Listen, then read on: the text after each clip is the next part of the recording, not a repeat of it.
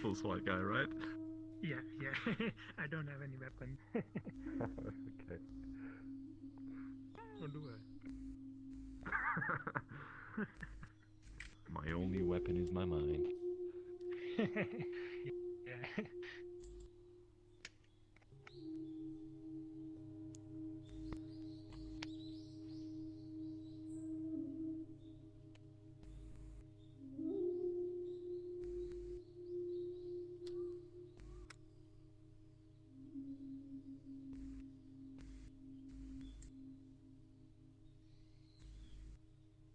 All right.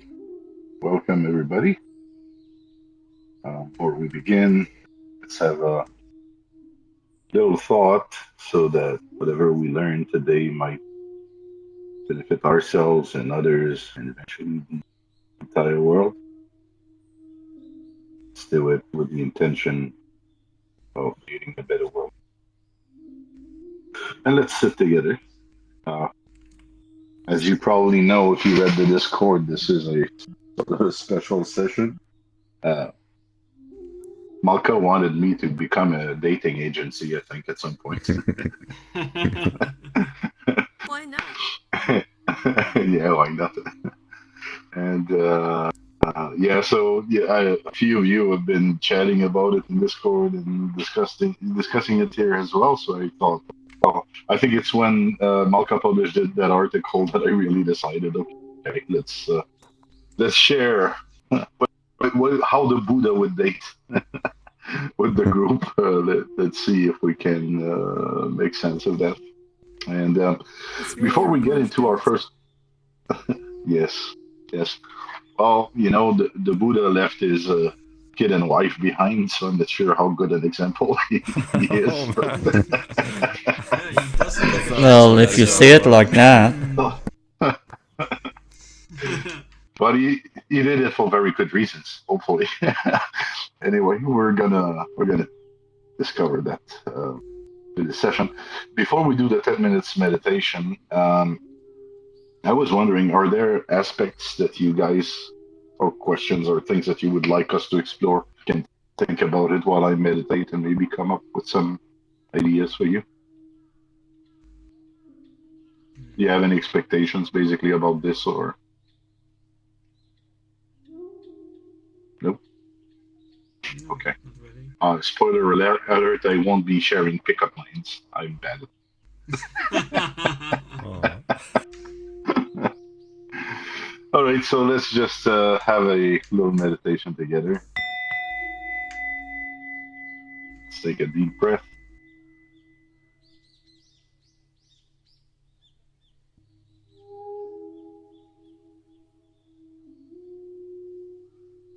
And as usual, we will want to rest our head, starting very top of it, relaxing all the muscles of our head, especially the eyes. We use our eyes on all day long, especially in screens. So make sure those little muscles around the eye socket are pretty relaxed, that no tension is there. Don't bother too much about your eyelids, just have them in a relaxed position wherever it feels comfortable. 3/4 goes something that works very well for meditation. Relax the muscles around ears, jaw.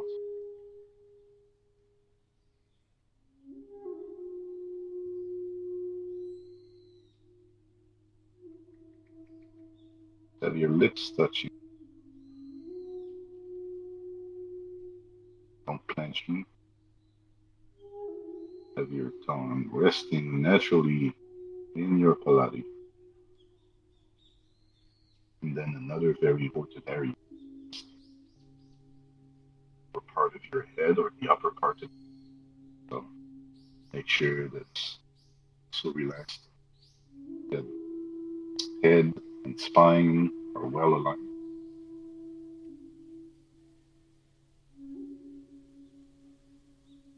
And then let us relax our shoulders. upper back,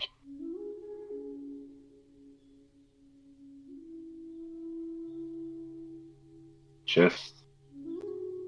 As you relax your arms into your lap, imagine that all tension is being released down to your hands, to your fingers.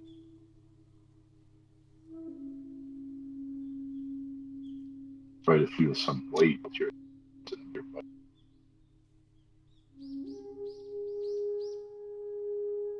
Next to belly and the lower back.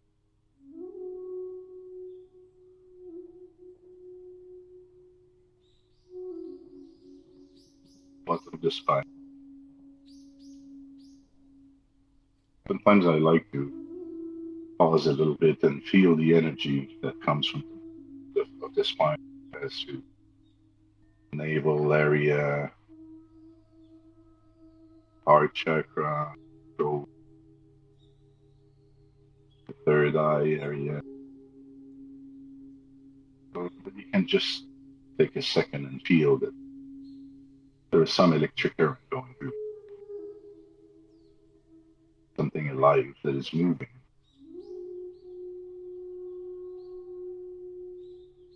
And then relax some.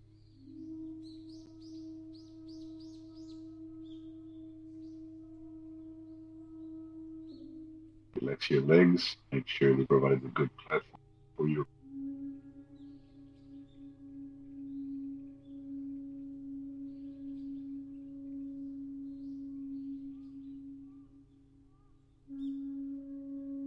And then let us breathe time.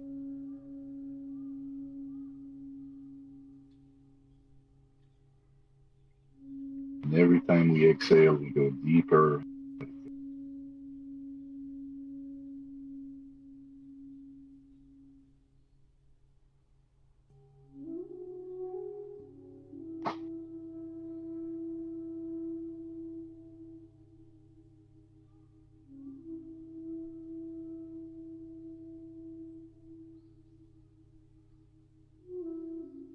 And as we recover from the third breath, simply focus your breathing. And whenever your mind wanders away from it, just bring it back gently to it.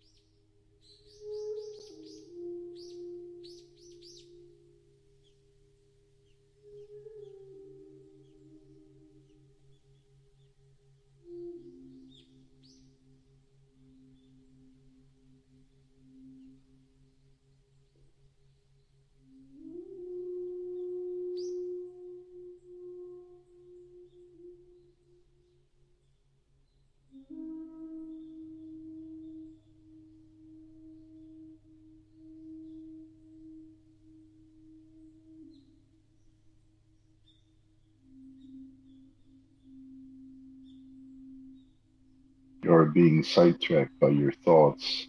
Just label them thoughts. Go back to your breathing. With some emotion, itch, thing by the source. Touch it gently, let it go back to your.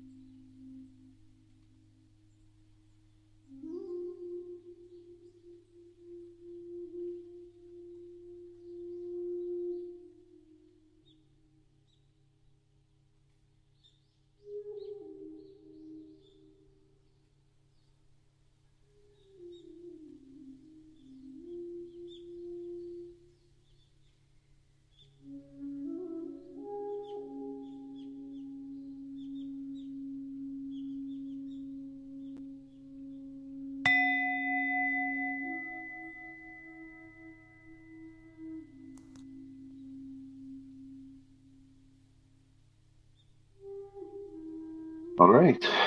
So this little session allowed us to disconnect a bit, get in relaxed place. Um, I had fun preparing today's session. As you know, oftentimes on the Mondays we work with the book, so we basically read and comment on material. But there is something special in Dharma when you prepare original material, and I'm going to share a little secret with you here. Any realized master could tell you what I will tell you today without me speaking to them, without preparing together. They could use almost the same words and the same expressions that we will be using. Maybe you can go to the library and you will find a book that in fact said those things way before me.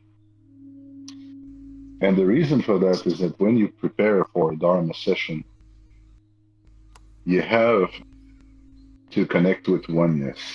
You have to connect with love. And you have to write from the point of view of love. And so, whatever the situation that is being presented to you, you sort of ask the question to yourself, if I was handling that situation in a state of overwhelming love, if God was handling this situation, how would he handle it? And so it forces you to consider things from that perspective. And if you open your eyes to the same sort of love, you if collectively, as humans, we have an experience of love that can be shared, then it follows that we also have a collective experience when we look from its point of view. So that's why a lot of Dharma teachers will say more or less the same things about the same subject. It's not because they learned it by heart, it's that because when you prepare a teaching, you have to. So that's what I have tried to do today. And actually, I tried to do it from 2 points of view. I tried to tell you about dating from the conventional point of view, but also I tried to go from the Dharmic point of view. So I'm going to work in contrast to try to sort of say what the world does, what the world expects, and I don't like saying better, but maybe if there's a better way to handle things for us in our life. So just before I begin, can anyone hear me right? I'm using wireless headphones right now. Okay, Yes. fantastic. Okay, so let's talk a little bit about the history of dating. What is dating? And we might not realize that, but dating is a modern invention. Uh, Dating is sort of us going away from prearranged weddings and family decisions and political unions. So it was not allowed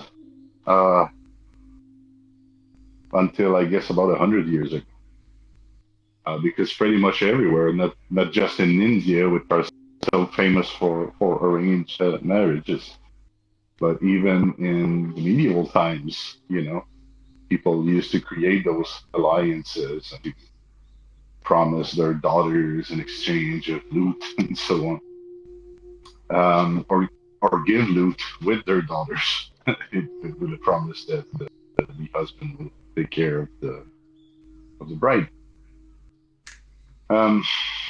So it's something new, and the purpose of dating is actually to discover, persons and how they are, and to share about ourselves and who we are, to sort of see if there is compatibility going on. So what do we evaluate? Well, if I look at it from the holistic point of view, I could say that I'm looking at the other person's intellectual traits. So what are their preferences, the things that they despise, the things that they understand, are they intelligent or dumb, are they funny or not? So all kinds of intellectual traits will be considered. You have the emotional traits. Is that a person that is hypersensitive? Are they loving? Are they sweet? Are they aggressive? Are they impulsive? So on. So that's another thing that might be considered during dating. And then obviously the physical traits. Is this person pleasing to me physically? Do they look good? Do they have the right color of hair? The right color of eyes? Are they tall enough? Are they short enough?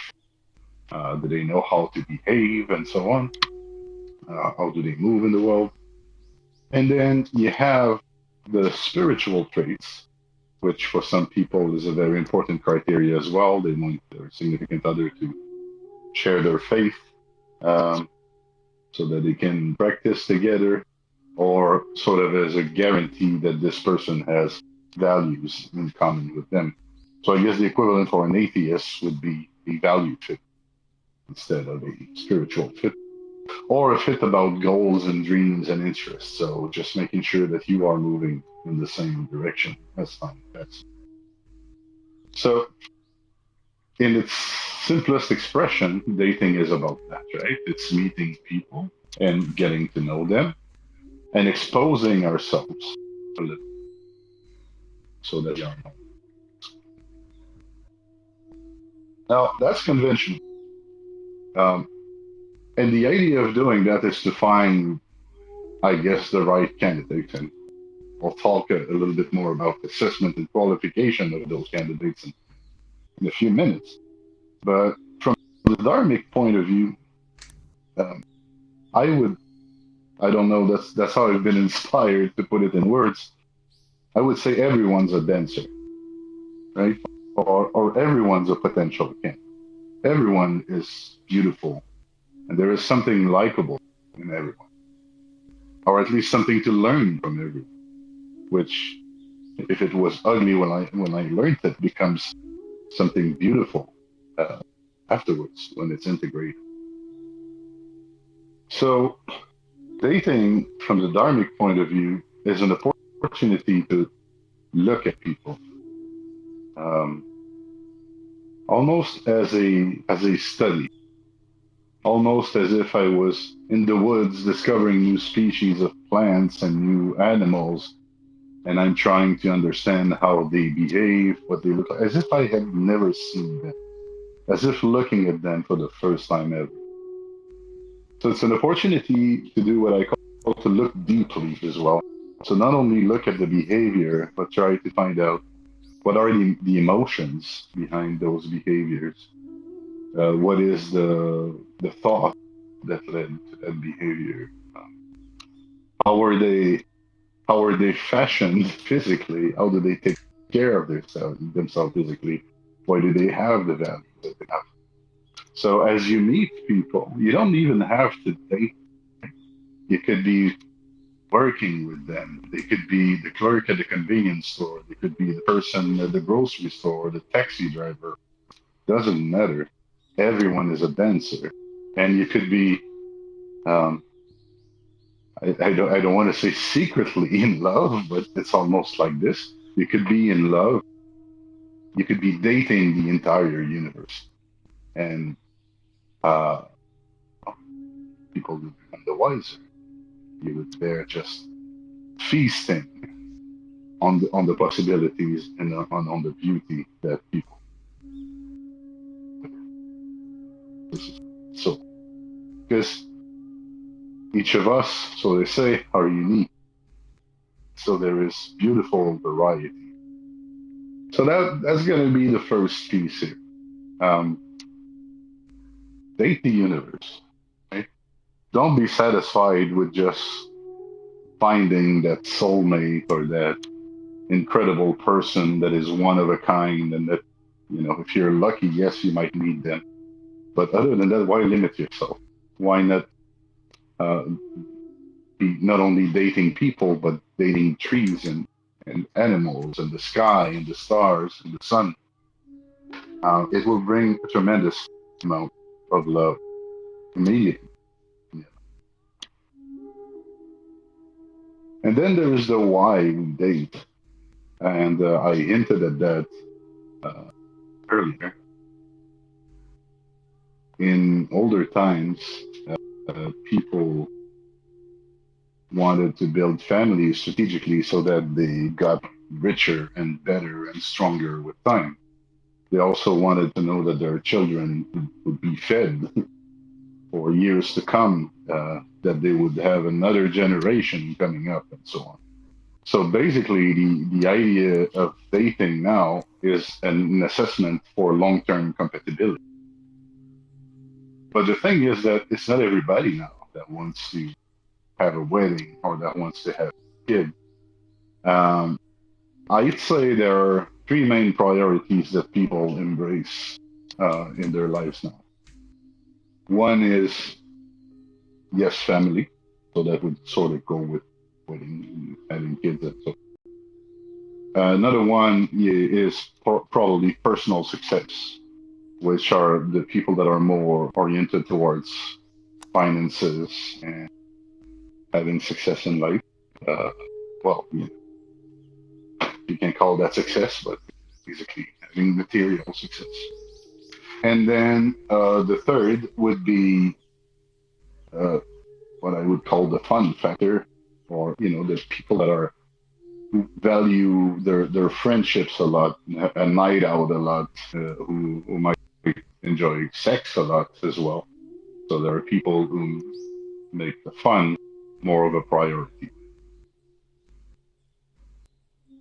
And then obviously the other reasons why we date is because there is a natural compulsion. to reproduce as a species. Like, why do you think sex is fun, right? Why do you think whatever created us made it so delicious? So you want it, right? So not only you want it, but you obsess about it, and you might flip your entire life over just to get that at the right moment in your life. And on top of this, the compulsion, we are also hardwired to search for pleasure. So, which sex provides a lot of pleasure as well. But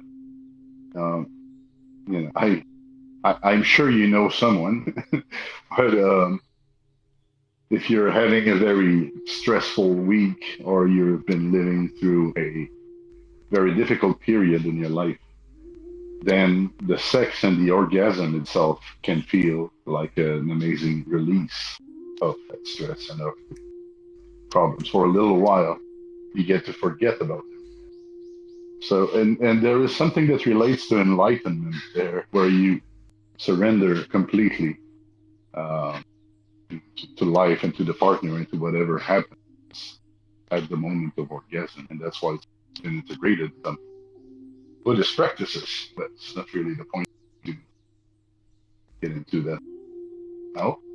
So let's just know that one reason we go on the dating scene is because we are looking for pleasure in sex. Also, on the more soul, we look to be loved and confirmed as persons. So if I am uncertain that I am winning at life, that I am a wholesome person, that I have what it takes to make it and to ensure my own survival till the end of days, I tend to look for confirmation in others, which I call that the mirror of relationships, because it's like when you're ready to go to a party or something, and you're asking a person close to you, is my shirt tucked in right? Do I look all right? Do I have lint on me or anything? Right? We have this moment of insecurity before we walk out of the door. We want to look our best. We want to be our best. And so our reflex is to turn around, look at another person and say, hey, what do you think? Am I a good enough person to go to this party right now? So we do exactly the same in the dating scene. If we get a lot of dates, if people love us and want to be with us, we feel worthy. If people don't want to be with us, we feel unworthy. And that's a terrible mirror, the mirror of relationship, because it's a distorted mirror. People are basically looking at you through the lens of, I don't know, Vanity Fair or whatever the medias and the magazines and the fashion industry is conveying. So they are not judging you for you. They are judging you as an assemble, kit, an agglomerate of judgments and of standards that mean nothing. And then finally, and I think that's the most interesting one, the reason we are looking for a long-term partner is that we are fundamentally insecure. So that's like one step farther. We are insecure emotionally, physically, financially, and so on. And so wherever we are insecure, we want the other person to compensate. So it could be that you don't like to work, or that you don't think like you're good to work, or you don't think like you can save enough money, and whatever the reason that is making you doubt. You might be thinking, financially I'll have trouble. I might never get a house. I might never get a good car or whatever. But if I team up with someone who's sort of financially stable, then we can get all of those things, put a roof over our head, and provide for our baby adequately. So, but this search for security is artificial. The search for security started when we were born and when we were separated from the womb. If you take a baby elephant, 2 minutes after birth, it's autonomous. Well, couldn't fight tigers, but can go around, can drink, knows a little bit what to do already. So there are anthropologists that say that human beings are born almost in a larva state, like we are not finished enough when our mothers give birth to us. And that is why we can barely hold our head. People have to hold our heads for a long while, and they have to feed us, and they have to cover us, and they have to. So your very first experience in the world is one of utter dependence on another being, namely your mother, your father, family. And so, and we stay a long, long time with our families, right? Here in Canada, it's at least the first 18 years. I know that in the States and other places, it's 21. That's a lot of years. That's possibly a quarter of your life when you look at it that way. So you have spent already the first quarter of your life depending on others, and then you're sort of thrown in the jungle and you are told, all right, now make it on your own. We taught you everything you needed to do. You make it on your own now. Well, I could have been repairing cars with my father all my life. It doesn't mean that I will feel confident when my father is not around and I have to repair my first car on my own. That's basically what's happening. So if you want to have a good dating experience, don't date because of insecurity. That's what everybody does. Everybody is into dating because they feel like they are lacking something, because they feel like they're not complete. And so they go into something predictable. And you know how housewives get bored? Being housewives, they chose a life of predictability, but predictable is small and boring and dead and never produces anything new. So how do you keep yourself stimulated in the long run? How will you really have a long-term relationship if you are trying to get something that is as predictable as possible? It is not something that will challenge you or that will keep your interest. And so people at some point later in the relationship, they will be trying to bring more colors and to bring more surprises, which may be good or bad in the relationship, which may make the couple stronger or may break them apart. But we just have to try and operate more from a fearlessness center. So fearlessness doesn't mean become adventurous and be completely foolish. First of all, it's all right if you go and experiment with different partners, but protect yourself. Right? It's the least thing you can do, and also do not put yourself in danger. So obviously, as you meet people, you understand more and more what you want. You don't have to sleep with everybody to know them, though. If you apply like the first step that I was talking about earlier, and you're considering that everybody is a dancer and you're observing and looking deeply at everyone, you will get a good sense of what you'd like by your side or not. But if you have to meet and be in a relationship with them, a committed relationship with them, well, you can. You don't have to marry once in your life and select only one person. Those ideas might be romantic, but it's not how the world works anymore. If you can do it, well, good for you. That's wonderful. So that's the second thing here, First, learn to date the universe, and second, do it fearlessly. Walk into relationships, meet people, not as if you depend on them, but meet people as, I don't know, as the sun meets the sky, in full confidence, in be there and shine. You're not lacking anything, and you're not there to save them either. Because other people get into relationships for that reason. those that have been used to take care of others from a very early age, typically as they grow up, they're already in that pattern. So instead of being stuck in the pattern of being sheltered by their parents and by the family, they have the opposite complex. They have been parenting and sheltering for so many years that when they leave home, that's what they keep on doing.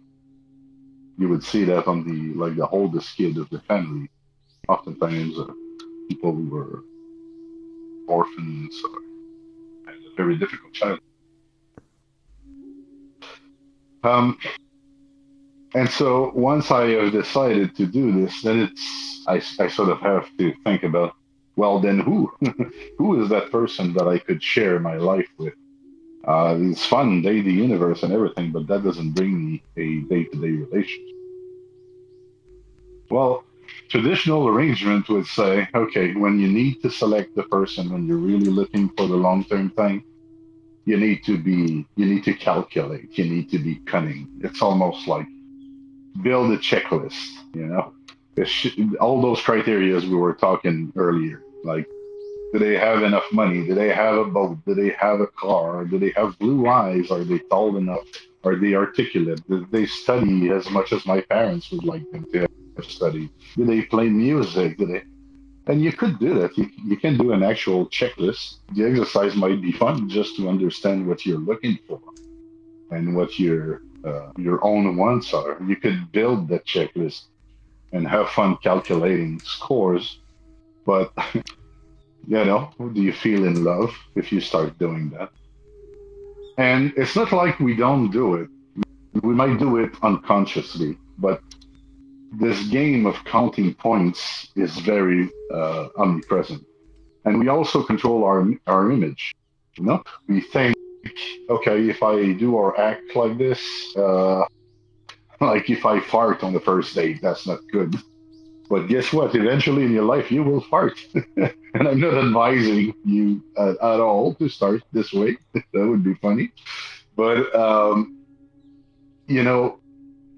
don't be too self-conscious. People come into relationships many, many times like two liars, both controlling their images, both trying to act as they have no flaws and only qualities. And they superplay their quality and they downsize their flaws. And plus, you get a little bit blind. You get excited in love. You get excited through passion. So you tend not to want to see the flaws. And so you get together. You ignore all the red flags and all the tips, and you get together, and then you start discovering what you had sensed in the first 5 minutes. I mean, talk to people who have been together for 15 years. Talk about what they like and dislike about their partners. And I am sure that most of them knew that within the first week. They just chose to ignore it. So it's much better if we can start from an authentic representation of ourselves and an authentic appreciation of the person with us. Another thing, in French we have two proverbs that I like. One is "Qui se ressemble s'assemble," which means those that are alike get together. And there is another one that says "Les contraires s'attirent." So what is contrary, opposites attract, I guess. Right? And both are about relationships. So it's sort of weird. How do you reconcile that people that are similar get together, but also that opposites attract? And what I have found is that in friendship, similar people tend to get together because they have a fun-based relationship. So it's about their interests and the activities to do. But when you're talking about love, it's about the family arrangement. So if you want to have a solid household, oftentimes people will select a person who completes them. So they might be opposite, but by being opposite, they also complete them. So you would see someone that is more work-oriented getting together with somebody that is more family-oriented, for example. And that's what's going to create the balance in the family, the household. it's also why in certain cultures also the entire town is mobilized in the education of kids. I think there is also a proverb about that it takes a whole town to raise a kid. Well, it's about bringing all the resources and uh, the talents that are present in the community to share it with to provide stability for the kid that's growing. But maybe when thinking about who, you first need to think about what do you want. So, are you looking for fun? Are you looking for companionship? Do you want to build a family? Do you want enlightenment? It's funny because a lot of us we get into a relationship and then we ask it, "Oh, do you want kids?" And the other person might say, "Yeah, yeah." And you, "Oh no, I don't." Well, maybe it starts on a complicated basis already. If you were after this idea of building your family, or you're in there just for fun. So fundamentally, you're not going in the same place. So it's a bad idea to choose as a traveling companion someone that is going to Sydney if you are going to Russia, to Paris, for example. You're going to split, right? And that's a very important point about ideals and the direction there.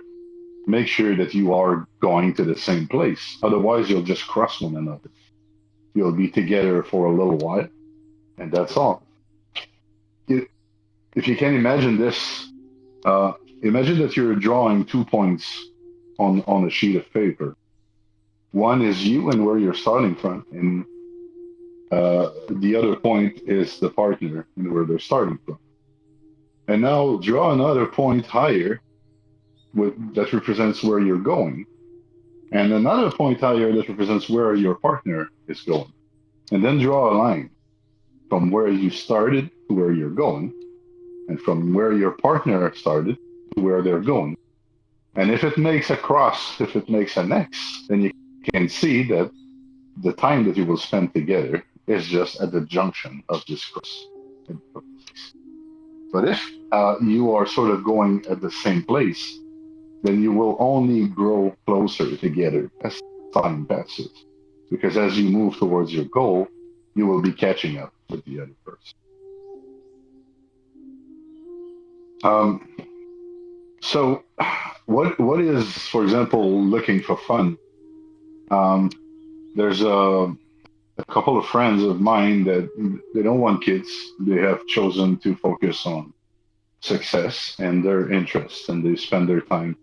They're doing very well financially, obviously, and they have focused on traveling and building projects together, which I think is fantastic.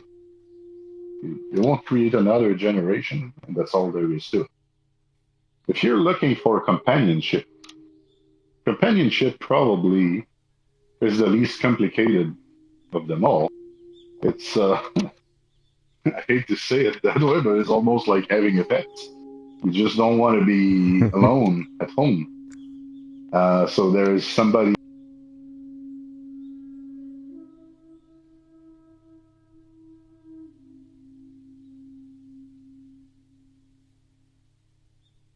Did he crash? Yeah. I thought I crashed there, but I guess it's Zenki this time. Oh no. He got alignment. He went to hell. Sorry, guys. No, the actually good man because he made a sample companionship of having a pet. Maybe Julia smacked him. Hello, So the am I actually still good here? man and, like, Yes, you're here. Okay, and none of you are asleep yet. That's very good. No. Right? Stay awake. we're getting here now. Yeah, sorry about that. I don't know why my computer was shutting down all of a sudden. Anyway, so I was talking about the goal of companionship, and so I was saying, if all you need is somebody sitting in a corner reading a book or enjoying themselves by the radio in the rocking chair, and you're willing to accept that person wholly, that is not very difficult to find. And what is interesting in this one is that it's sort of asexual. It it can be true love, this companionship thing. You don't need to sleep with them. You don't necessarily need to satisfy them, and they don't need to satisfy you. You just sort of need to coexist together and have an appreciation for the life that is in front of you, and for them to have an appreciation of you. For me, I find companionship very beautiful. Now, it really is the family one that is the most complicated, because you are basically making sacrifices as future parents to make sure that your kids will grow in the best possible situation. And it goes far. I mean, it's not just about selecting a good partner who is financially stable and everything, but you also probably want people that are not violent and that are not too. Also, you don't want them to have anything too weird about them that could get you in trouble with the kids and everything. But the traditional families, they brought that to a whole other level. For example, they would say, okay, in my family there will be an engineer, and there will be a judge, and there will be a lawyer, and there will be all of those liberal jobs. And the reason for that is that it gets you out of every possible situation. So if we get sued, if we get condemned, if we get, if I have a mechanic in the family and the car breaks, and I have somebody that can fix it. So people used to plan their families like that, so that their 12 kids could actually become a sort of an autonomous enterprise. So you could go as far as this in your calculations, which I don't think is a good idea. But here's the interesting one to me: enlightenment. So if you truly believe in yourself, let's say development, in your self-growth through Buddhism, and you understand that you need to leave your old patterns, your old habits, your personality, your ego, your attachments, and all of that behind. Well, then the best partner for you is a crazy one. Is one that will surprise you every time. Is one that will be absolutely unpredictable. Is the person that will frustrate your ego every chance they get. That will break all your attachments. That will, because it would be the best teacher you've ever had. And it's the sort of ride that will either make you or break. But what I think is pretty fun is to consider a bit of everything. Like, I might be getting with someone for companionship and try to appreciate who they are, and sometimes they will frustrate me. But when they do, that helps me evolve. That helps me become better. That helps me deal with my stuff. Right? Because our attitude typically is to blame the other when they're doing something unexpected. We've had our checklists, right, from previous steps. We built that tremendous checklist. We know exactly what we want. And then, you told me that you would not leave breadcrumbs in the butter, but you did that. By the way, that's a real story. I got to tell you this one because it's spectacular. When I was a kid, my mother, at some point, my parents were divorced, and at some point, my mother was dating. And there came this guy for breakfast with his kid, and he was trying to rebuild the family. And so they came and they had breakfast with us. And he looked at my mother taking the butter and buttering her toast. And he said, "Oh no, you're leaving breadcrumbs in the butter. It can never work between us." and my mother said, "What?" And he said, "Yeah, I mean, that's totally unacceptable. That's very sloppy. I don't, and he was getting mad about it. And so they had a very brief 2 minutes fight, and my mother threw him out because he was crazy. But imagine if you have that on your checklist, no breadcrumbs in the butter. What are your chances of being happy? with any.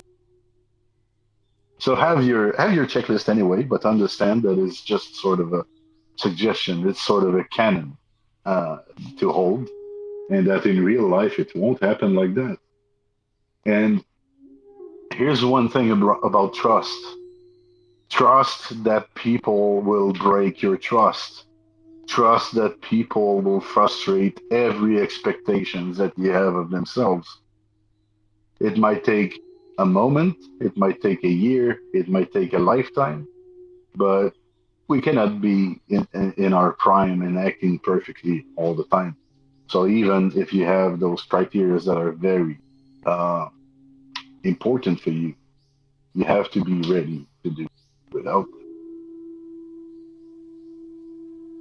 I remember a trip I went on in Tunisia when I had my offices there.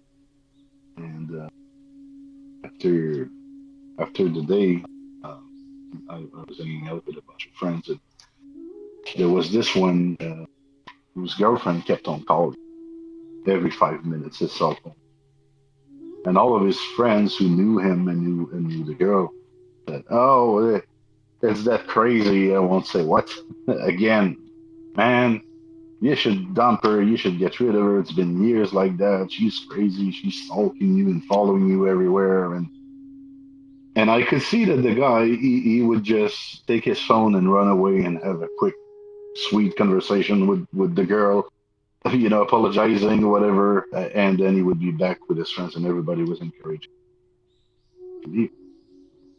But I saw that there was something special in that kid. And later that night, I was alone with him, and he said, you look, you said wise things earlier, and I am stuck in this situation where my girlfriend is very possessive, but she's also someone that's magical, that's extraordinary, that's this and that. He had a lot of great qualities about her. And he says, all my friends say I should leave her, and it is difficult, and it drives me nuts. But, what should I do?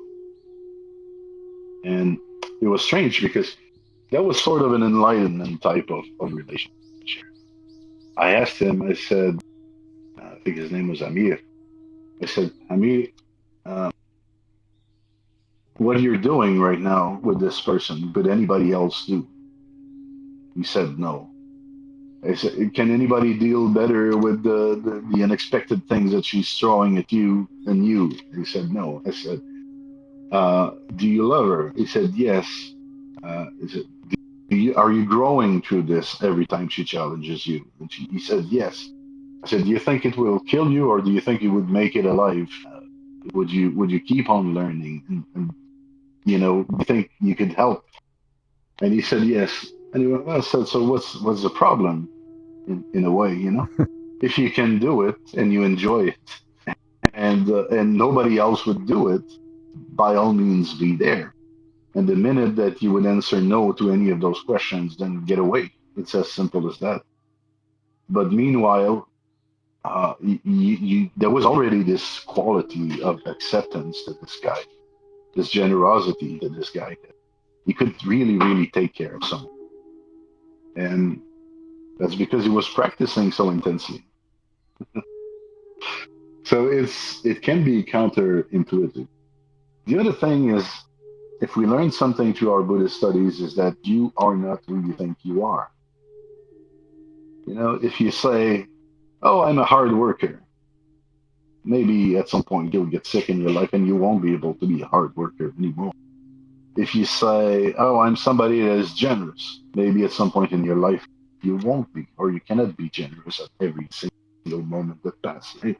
So any ideas, when we think I am that way, I am not that way, this is beliefs, this is stuff that we believe about ourselves. And what is crazy is that if we look deeply, we see that it's not necessarily true, that these are just archetypes. These are just the bits and pieces of our personality that we have built for ourselves. What is crazier is that we believe that other people's personalities are soft, fixed. We believe not only in that lie for ourselves, but in others. And then we hold them up to it.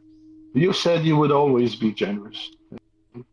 So you are not who you think you are. They are not who they think they are either. So don't be frustrated when things change.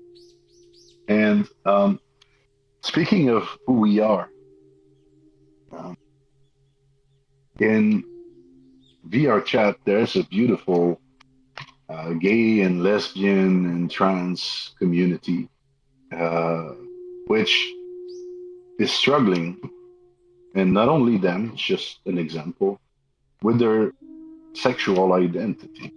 Like, am I a man? Am I a woman? Do I like men? Do I like women? Am I bisexual? Am I into some other strange things? I don't. Do I have a fetish or whatever? And every time I have many friends that are gays and lesbians and trans and everything. It's people I have a lot of respect for. But every time I hear them speak and struggle about that, I cannot help myself but think, why the heck does it matter? Right? Aren't you human? Isn't that enough? Why do you have to like look in the mirror and not like what you see? Why do you have to take those pills or go through these surgeries or go? It doesn't freaking matter if you're a man or a woman or who you like to sleep with. It absolutely does not. What matters is, are you able to love? And are you able to surrender enough to be loved? And so I'm talking about it, and it touches my heart because I see a lot of people suffering. I see a lot of people that are hiding in here in VR, that are hiding who they feel they are truly deep within. They're hiding behind an avatar. They're hiding in a little private world with a bunch of other people that are also in the closet. And they're sad. It makes me sad. So, no matter what your preference is, no matter what you think you are okay. You have everything that you need to find your significant other. You are a fully functioning human being. Maybe you are not meeting all of society's criteria and all of Vanity Fair's criteria, or your mother's and father's criteria, or the neighbor's criteria, but only you can know your true worth. That's for nobody else to tell you. And love with another being starts with experiencing love for ourselves. If you cannot love yourself, you cannot love somebody else. If you cannot accept yourself entirely, how do you expect you will accept another being? So I was talking about dating the entire universe and bathing yourself in love. Why not start by dating yourself? Don't assess, just accept, and give yourself the fun, the companionship, the enlightenment, and the family that you need. And once you feel complete in that way, then you can add to the crew, and you can expand your loving empire. So basically, who do we need to date is, it depends. Find the right person for the right job. And the right person from the right job may change depending on the timing of your life. So it could be that in a part of your life you need to live more fun things. Another part of your life you need to take more care of your finances. Another part of your life it's more family oriented. So decide where you stand and try and select the right person job. It's when things are clear, it almost becomes like a mutual agreement. You're teaming up with another fantastic being to accomplish something.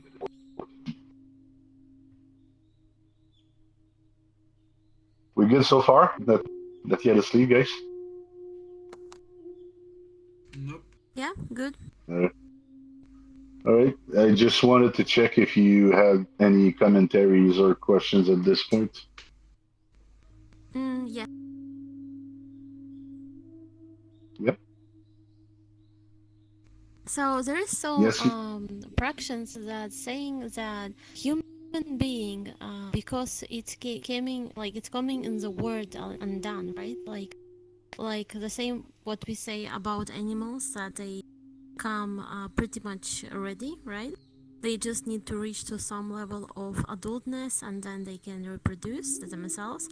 But human comes in this world like undone, and there is many practitioners that they do not search for this kind of attachment.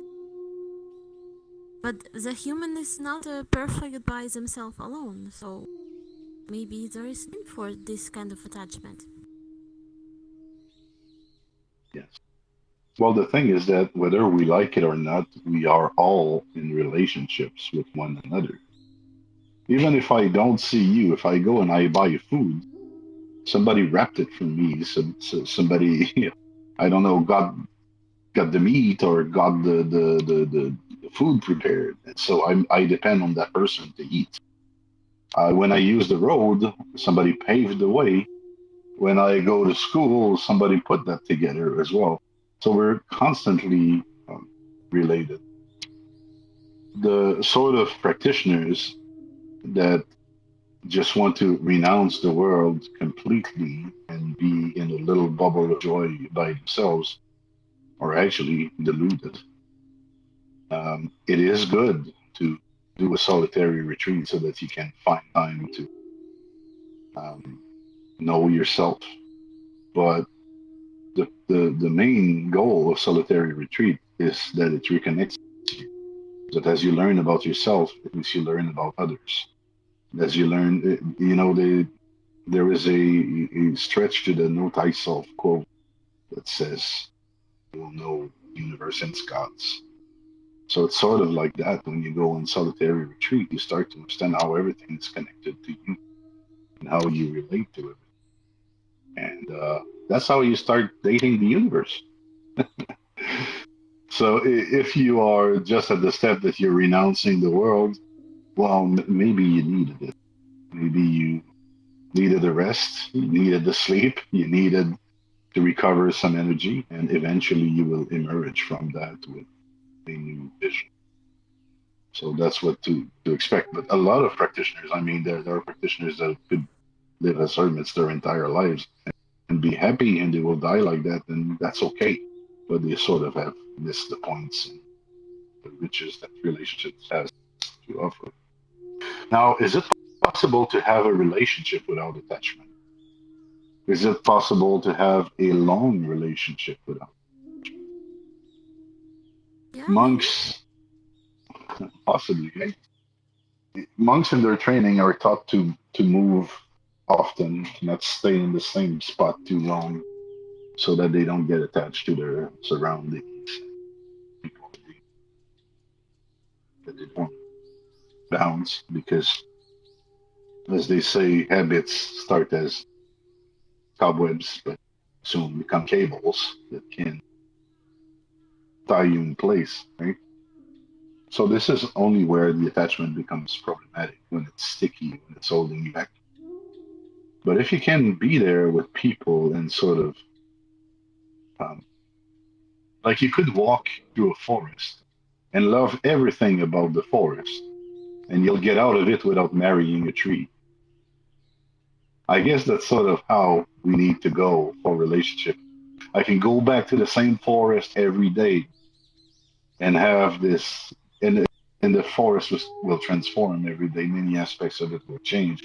Some of it I will like, some of it I won't like, some of it will preoccupy me, some of it will rejoice me. But I don't have to marry the forest. It's sort of like that. We have to navigate the forest of relationship, uh, and receive as a gift every moment that we have with people, because we're all transient. Yes, Crystal? Yeah. I was thinking about for the fact of like human beings being always like creatures that always change. Like every 2 months, you can be a completely different person from the person that you used to be. So, like when you're trying to find a partner, like how do you distinguish? Like how do you see like those attributes and values and like the persons that they are that don't change, that are like really rooted into their personality, so that when you get together, you can rely that those aspects are still a part of them, like 5 years in the future. I'm sorry, what is the question exactly? How? Yeah, so okay, it's kind of complicated to explain because like okay, so there's like let me give you an example. So like you have a partner, or like you meet a person and the person is super fun, and like they like this like car factory thing, and then you also like it. Okay, it's something random. Okay, wait, like a YouTuber, yeah, for example, a YouTuber, and then you also like the YouTuber too, so you kind of match with that. But then like when you kind of like get along and then you kind of get to know each other, like how do you like see that, like what are the parts of the person that are never changing, that like sometimes like they might like the YouTuber a lot, like at this point of the time, but in 2 years they're gonna completely forget about the YouTuber, for example, or like a hobby or like a study or whatever. And then like they might get a job, and they might lose an arm or something like that, and then they change a little bit, but there's like still aspects of the human personality that never change. So kind of like rooting those. How do you find those? Am I still Um, explaining it a little bit too complicated? no, I think I get it, but Okay, good. the the answer to this is not straightforward either, because human nature is tricky. Um, you could say, well, the things that this person is most passionate about, the thing that they speak about all the time, is what is most deeply rooted or most significant to them, therefore, that has no chance to change. But sometimes we get passionate about things because we're afraid of the opposite. Like those people that go into like anti-abortion rallies, or that really don't want any migrants, or so there's a fear of difference there. There's a fear of doing things differently. It could be just a change of regime or whatever, but basically they're for the status quo. They don't want to be exposed to new things, and so they can become very passionately defend uh, what they have known so far. But the minute that they're exposed to the truth, actually, in a in an appropriate way, well, those positions stand on nothing. There is no fantasy, no belief can stand in front of a fact and survive. So when those people are presented with a fact of life, for example, somebody could be into YouTube, because that's your example, thinking that they'll become this next big time influencer and they will be making a lot of money. But 7 years into being a YouTube influencers, they are not making it. And that's a fact. And so how will their passion, if the passion was fueled by the illusion of making money on YouTube, how will that passion survive the fact that they're not? So you can see here that it could easily vacillate. From my perspective, the only thing you can be sure of is that you can't be sure of anything. People, there is something unchanging and unborn and deep in each of us. And this thing is love. This thing is your humanity. This thing is your Buddha nature. This is your God face. And that's where you need to connect with other individuals. That's from this source that you need to connect with other individuals, and that's from this source that you need to connect with the world. And that's very reliable. no matter, it's like, just to do one more example. Let's say this person is not a lover, but it's, say, your son. And you've raised your son with love and you taught him all the best values you could, and he's been acting very good. But at some point, at the end of his teens, he makes some mistakes. I don't know, steal a car with friends, and ends up in jail. Well, could you say that the good son is dead entirely at this point, just because he stole a car? No, No way. The it is the same unchanging person. It's it is y- the same essence. yeah. Yes, Casper? I was thinking about if the son is still a good person or not. What they sometimes say, even when it's raining and everything is looking bad, the sky is still behind the clouds and the sun is still behind everything else. It's still there. It's just covered by, Wow. in a way. Yeah, that's a very useful analogy. You could think of personality traits as clouds in the sky. They may stay here for a long while, and you may have a storm that may be very intense, but they should come to pass. Actually, I would say it's more problematic if a personality trait stays there forever. It's better to have a dynamic relationship, a dynamic personality. Does that answer a little bit, Christoph? Yeah, it does. It does. Like, for example, like I got a better example. Like when I was teen, I had to not a teen, but I was 19 years old. I had to join the military, and because I joined the military, I completely changed as a person. But then my ex like dumped me because of that after a couple of months of being in the military. Because when you're in a military like service, like you completely change as a human being because like you're not at home and you're not playing video games. So just kind of trying to figure out even when you go to the military service and you do army stuff and you get together with your guys and stuff like that. Like what are the things that like are still the same with like before going to military and after going to the military. But I guess that it's something that I also gotta, and everyone else just gotta like learn by themselves, like going through life.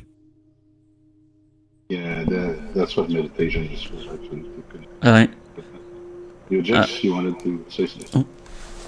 I have Welcome, a Eugene, by the way. metaphor that, thanks, good to be here.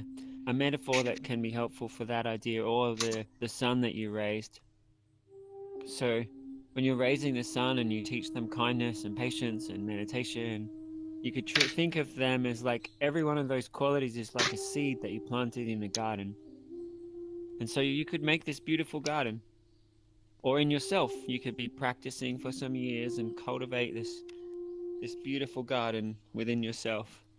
But it might not even be beautiful. Maybe you're just a teenager and you cultivated being really good at some video games and laughing with your friends, maybe being a little bit inconsiderate here, maybe being messy with that or clean with this. You've cultivated your garden, which is you. And then maybe a season comes or goes, and maybe the teenage son hangs out with some not so good influences, or maybe you go to the military. This situation changes and a whole bunch of different seeds get sown. So maybe the garden is then overrun with weeds. Or maybe it's just different trees and stuff have come up. But still, a lot of those seeds and a lot of the plants and the root systems are still there. So while the garden might look really different, there's still a lot of underlying stuff that's still there. Those games that you used to be really good at, you could probably pick them up and get good at them again. Or the mindset you had, you could get back into that. You might not want to, maybe you've got more important things now. But you've got those imprints, those things you've practiced, those seeds that are easy to blossom again. That's the way I think about what lasts as we change.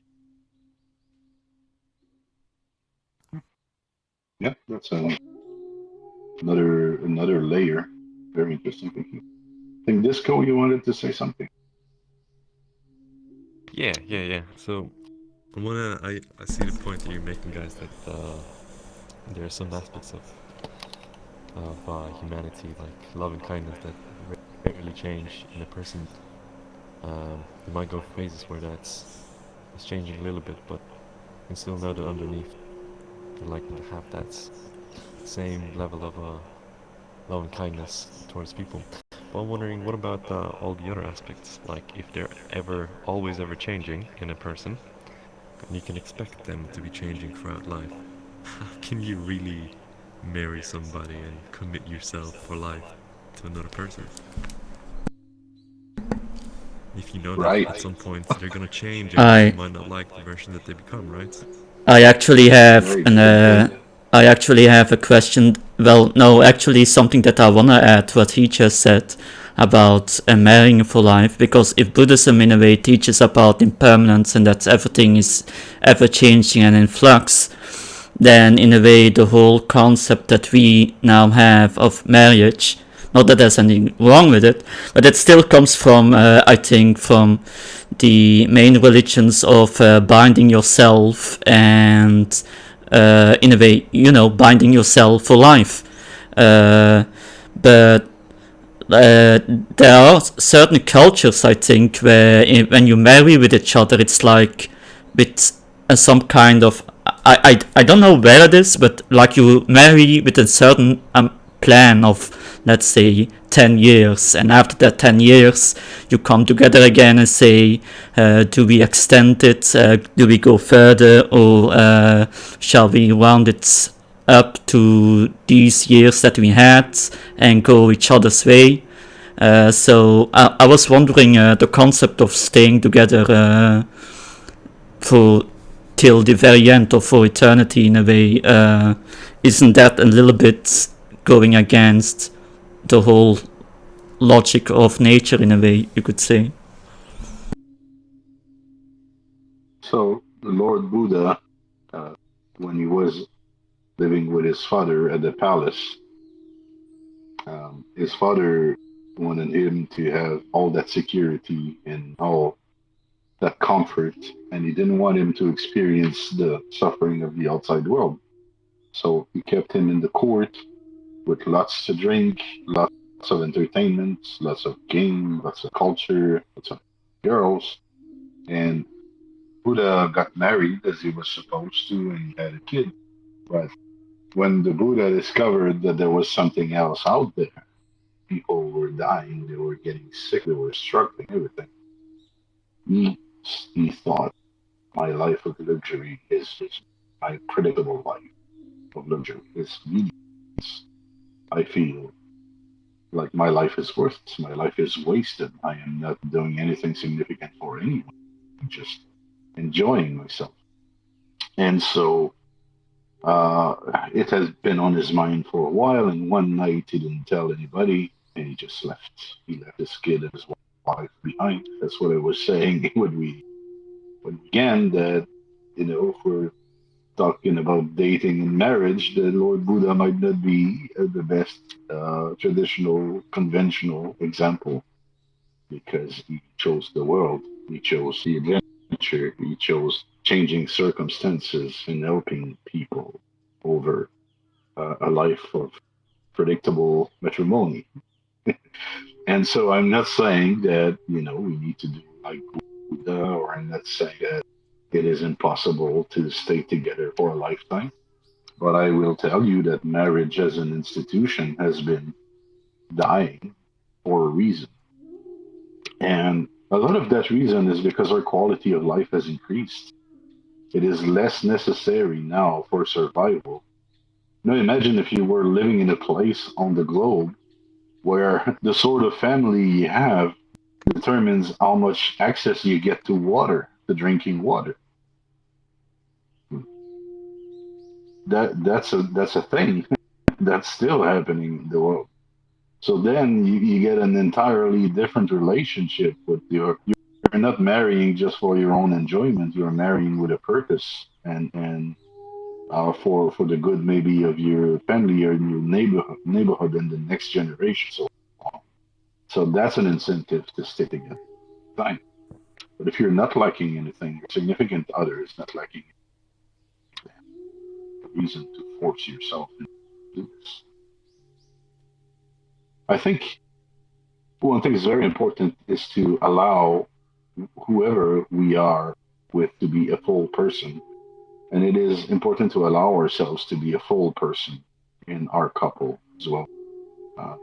We need to keep without wishing for the couple to disband and for people to walk away. If we truly love the other person, we need to keep that possibility open. I am by no means an example, but I'm just going to tell you this because Casper brought it up in a way. My wife and I renewed our vows every year of our wedding. We do every year we buy a little set of ring and we ask ourselves, do we want to keep on together for another year? And it's very healthy and useful reflection. It's a very good idea to just ask that question, and it allows you to assess the person for who they are now in this year, yes, as opposed to the fantasies that you had in the beginning. So that might be one way to go in.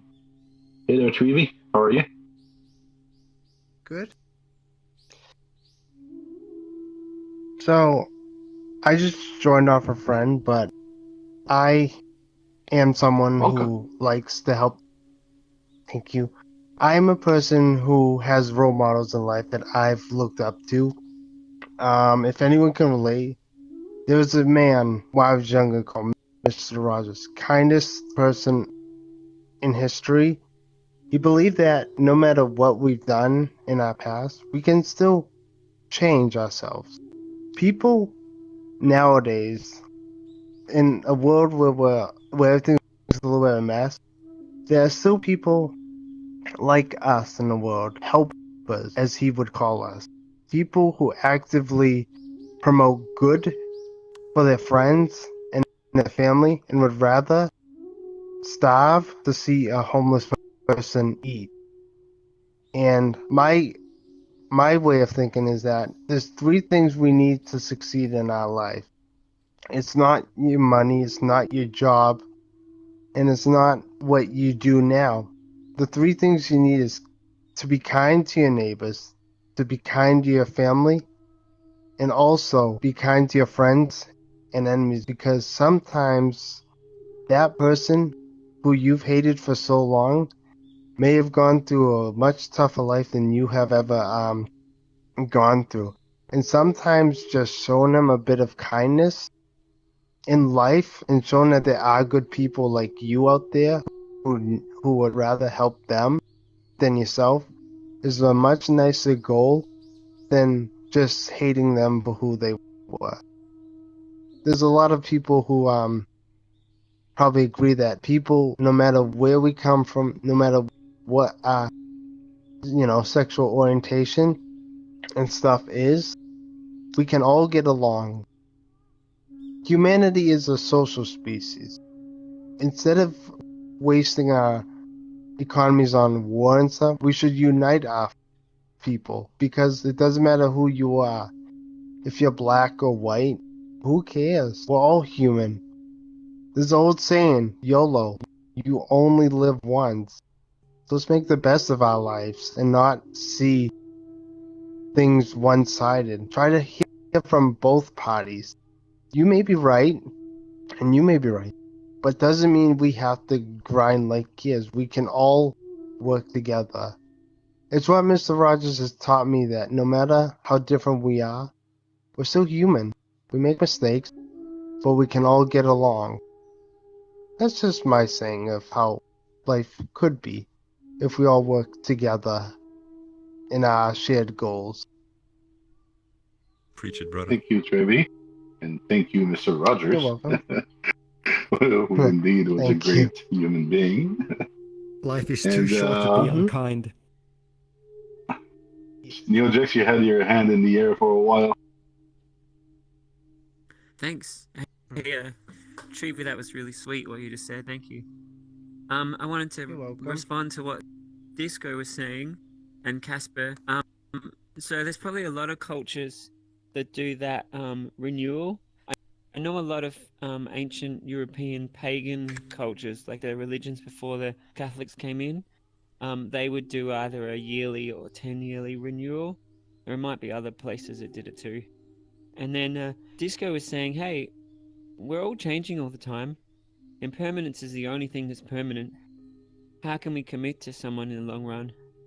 I don't know if that's just something you're thinking about at the moment, Disco, or if that's an idea you're committed to. But I definitely used to be committed to that idea. Long term, who knows what people are going to be like. And I'm really into technology and life extension. I hope I get to live for hundreds of years. So who knows what people are going to be like hundreds of years from now. That's kind of how I was thinking about it. And while I still think about that when I think of most like friends and acquaintances, when it comes to relationships, I've tried to take a different approach now.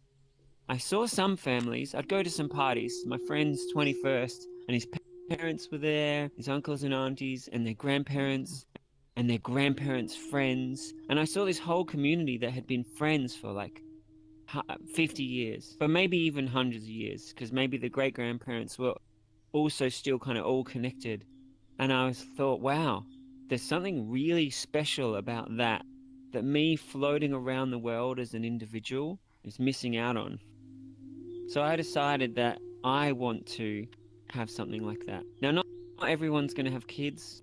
Like family through generations isn't necessarily something people are committed to. You might be committed to connecting in other ways. But how does what I just say relate to what you said about us all changing?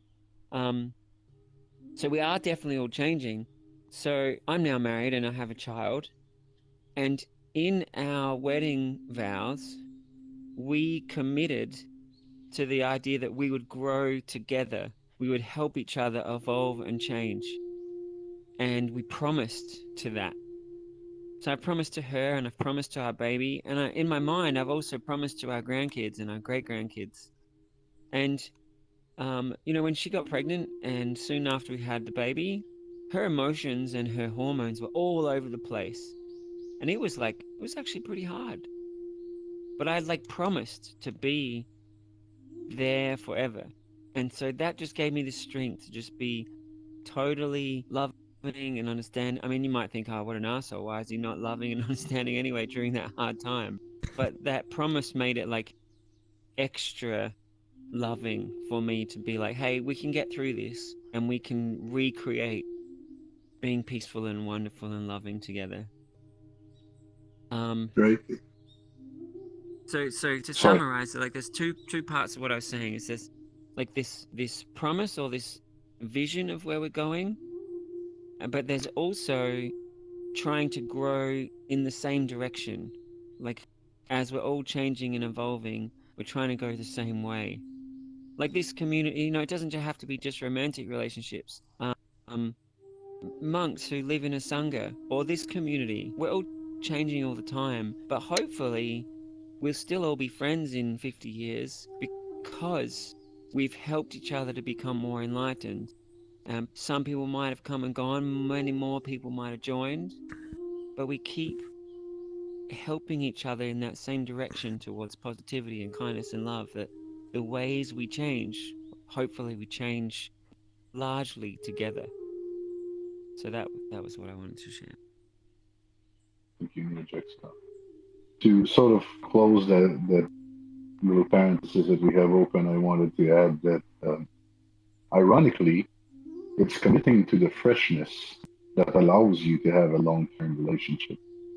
Imagine you've been with a person for 12 years, and that person has been growing bored. They feel dissatisfied with their lives, or they feel unseen. And believe me, that happens in long-term relationships. Right? If you don't take the time to look at them anew, and you still remember them where they were not bored, then how will you ever notice this change in their state? To decide to take that person and with their changes and their different humors and their different way of being, you allow yourself to respond and react and do something about the word, do something about the relationship. So if you are hanging on to something static, well, that thing is dead. That thing is long gone. You're married to something that's not alive anymore. The only thing you can stay together is by being alive together, by keeping the relationship alive. And for that, you need awareness on both sides of what the other wants and how they feel and so on. So, in a way, Neil Jax was saying that their vows was that they committed to change together. I would say commit to the freshness. Commit to the fact that you can never step in the same river twice. Commit to the fact that the person by your side will be a new person every day, slightly. Right? But even our skin cells and our blood gets replaced constantly. So commit to that. This person is different a little bit. And that will keep you together healthily for a long while, if it's still pertinent. All right. And we took a lot of time during this talk. I still have a lot to communicate. Should we do another session and keep on talking about this, or should I go through it? How's your stamina? This topic is interesting. Yeah, it's cool. I feel like I got some pretty good tips today, so thanks for that. To all of you. I was busy setting up my Tinder profile while following this session, so Well, I don't know if should I continue or what do you guys prefer? sure. I mean, I look a lot of valuable information. Oh, hands! It's I Labor Day can't here put my... today, so I can afford the time. All right, then let's continue. So, we went through the what and why and who of dating, basically, and now we reached the point. How do we do that? How do we meet someone? And funny thing that we often overlook, or that sometimes we actually hide, is that you need to make it known that you're available if you want to meet someone romantically. Otherwise, somebody might not dare talk to you or approach you or offer. But if you sort of find a way that is not too much in your face to announce that you are single or available, then maybe you will attract it. Right? But then you need to be open-minded because all kinds of people could be coming away. If you're talking about Tinder, there is quite the diversity in there and on those other apps as well. I'm not too fond of apps. My generation is one that has sort of known both ways of meeting people, like the awkward social context, but also the consumerism of just swiping right.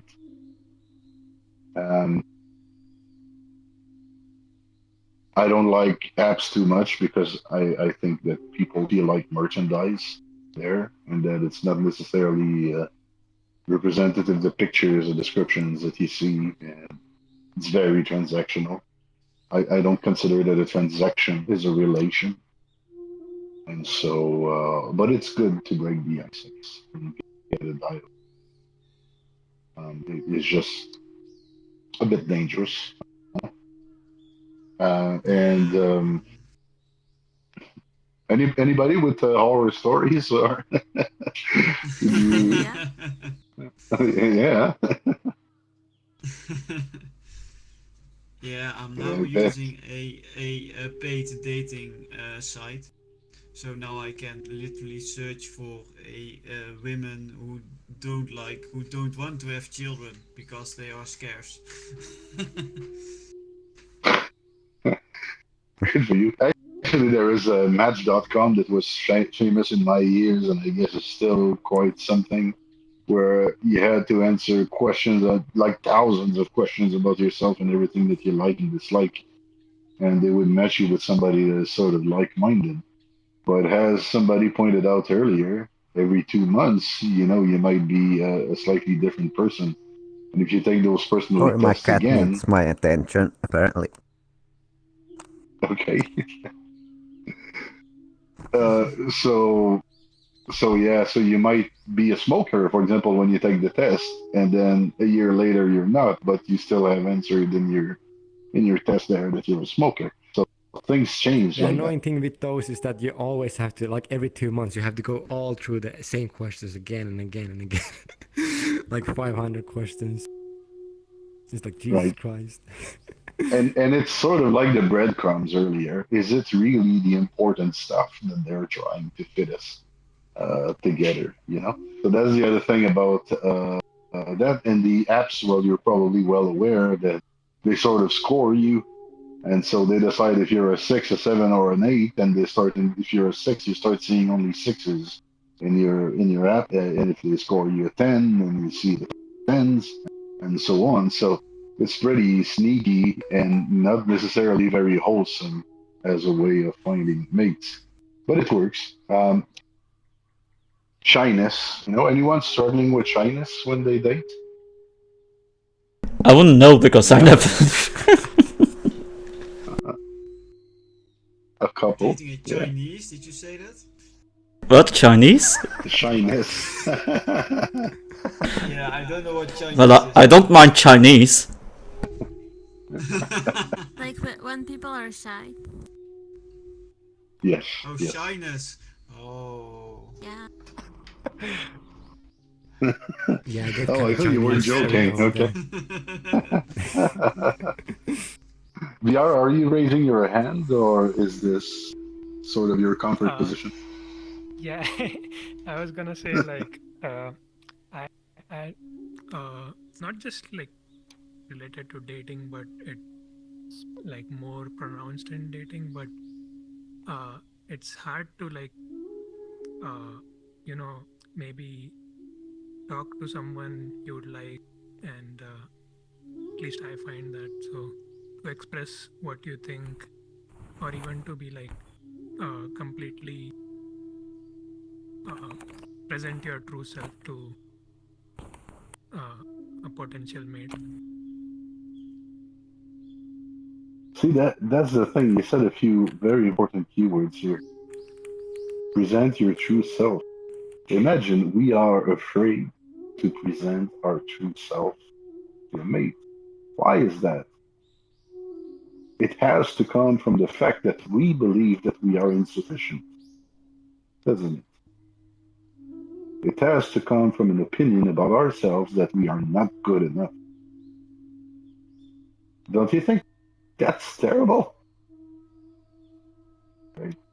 When I said love starts from self love, that's an awesome example here. And that Well, is true. This is what causes shyness in many cases, but uh, also because we feel that so much is at stake. Yes, Casca? I would say that the whole thing about not being complete on your own, or that you need someone else before you are like fulfilled, is, well, again, I mean, I went to my very first school was quite Catholic, I would say, but it kind of gets pushed as well that, you know, you need a partner in life just to be fulfilled, and if you go really on the legit rules, it needs to be a man and a woman, because the man and a woman completes each other, because without, there's like a hole, and you know, it's you know the things. It's kind of kept brought up, you know, that you're incomplete if you don't have a partner, you know. So a lot of people, I think, even when they are not really thinking about wanting to spend their life with someone, are still looking for a partner, because, you know, it's almost indoctrinated in us from, you need a partner to be complete, you need a partner to be complete, you know. Yeah.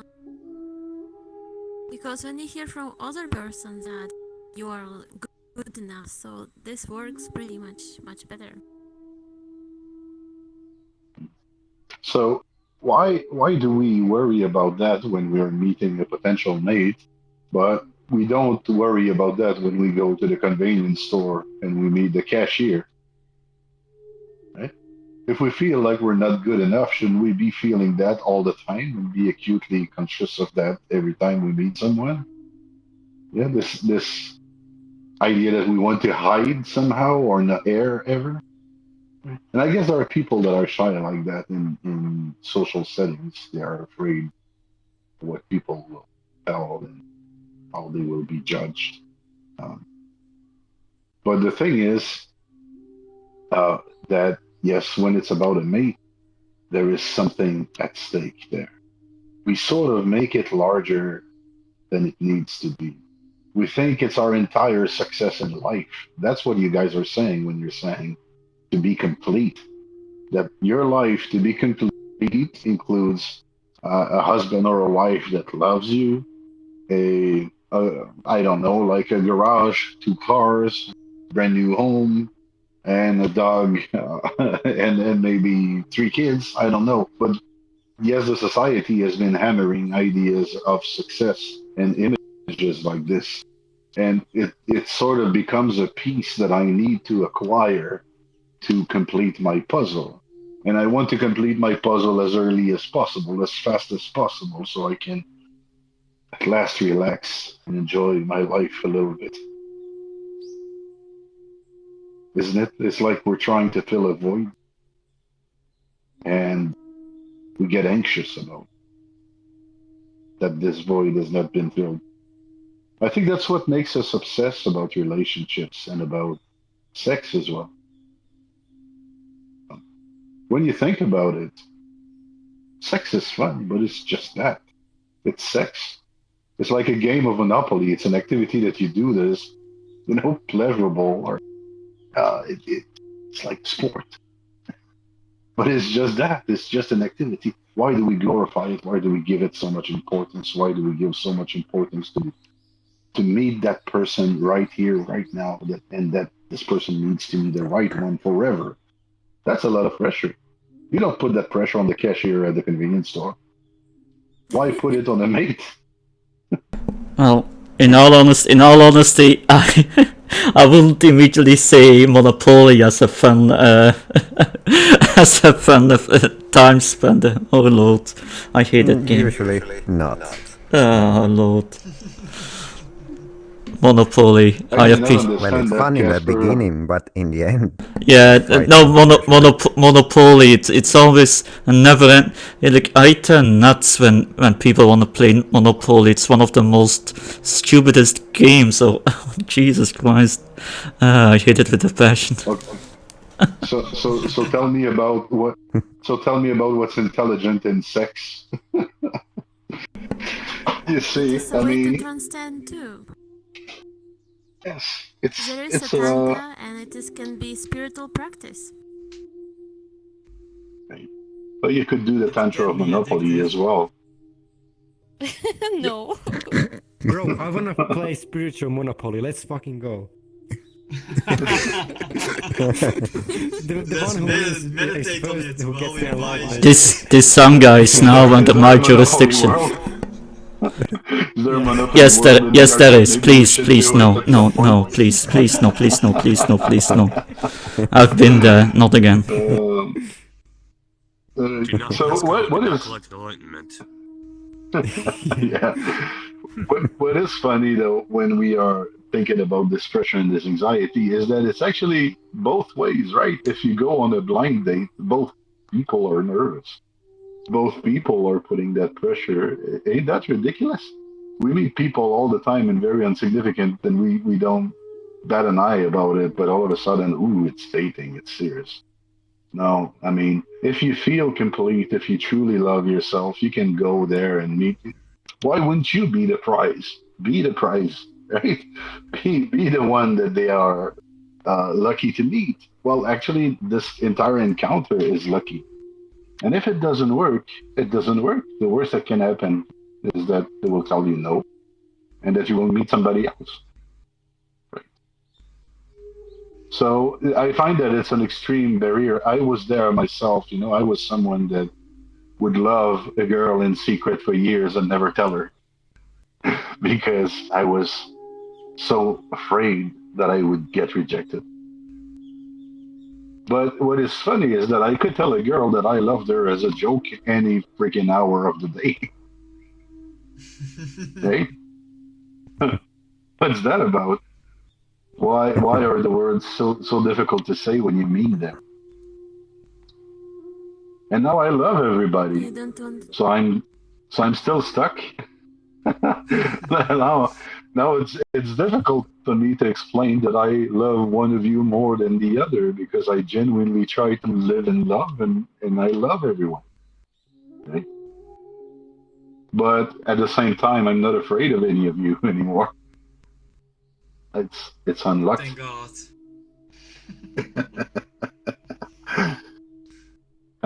So Maybe don't bite. so if you have this shyness, try to find what it is that you believe, what it is that is holding you back, that is causing you that shyness, and try to let it go. My parents met on a bet. My uncle told my father, "I bet you $20 that you cannot go and talk to that girl."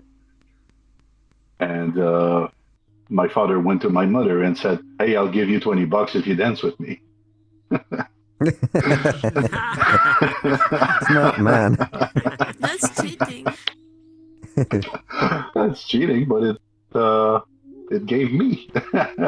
It created an entire family, which is quite something. But you see, I my like that parents though. met on a dare. It was not serious nor stressful. It was about $20 and a joke. So why couldn't we build our own foundations around something light like this as well? So also try to understand what the other is looking for when you meet them. Their anxiety comes from somewhere as well. There are probably all those criteria we mentioned earlier about emotional, intellectual stability and physical preferences, and stability and blah blah blah. If they are not looking for that, their parents are looking for that. So it's sort of the same thing on both sides of the equation. So, except for those people that are trying to be black sheep and walk away from their families and be rebellious a little bit, they might be more inclined towards the fun at this point. So I guess I'm just trying to say, relax, be natural. Yes, Neojax? Is that a stretch or? No, that was wanting to share something. So everything that Zenki just said is great. I wanted to share how I used what he said. So once I realized, hey, I would have a lot better time if I could talk to anyone feeling relaxed and happy. I started imagining each day how good it would feel if I could go up and talk to anyone and just have a good time and just be curious about them and just enjoy sharing myself. And just the way I talk to a best friend, I'd like to be able to talk like that, feel like that when meeting a job interview or romance. Just always just be cool. And so I would meditate on that, imagine and practice that feeling. And about a month of doing that every day, and that was the seeds that I sowed into who I am. So if anyone has any feelings of shyness, I would really recommend, not just the ideas that Zenki gave us, but really imagine that you have that. Or not just the ideas he gave, but what would you really want to be like when you talk to people? Let yourself imagine it, and then enjoy that. Let yourself be it and feel it, and train that into your feelings and your thoughts and your body. That was so super life-changing, helpful for me to practice that. That's what I wanted to share. Right, that's a good piece of advice. I would also like to add on the dharmic perspective of meeting with people, that humility, that's another thing, another piece of contradiction here. If we are trying to be perfect and we're anxious about it, it means that we lack in humility. who the heck do we think we are that we need to be perfect? Right? To be human is enough. So get into that relationship as a humble servant. Practice the 6 paramitas of Buddhism, which are generosity and patience and morality and energy, and contemplate the other. Use your wisdom. And all of that will translate in a loving relationship where you are there to observe the other and help them fulfill their needs, whether they are emotional, physical, intellectual, and so on. Don't put yourself in the position where you have something to prove. Put yourself in the position where you are there to listen twice as much as you speak, where you are there to create a space for the other to bloom. And you're there just like a plant to feed them water and the good soil and provide an environment where they can grow. And if you find that to be fulfilling, then you don't even need them to love you back. You are already making love to them in the true sense when you can be a humble servant. Does that make sense?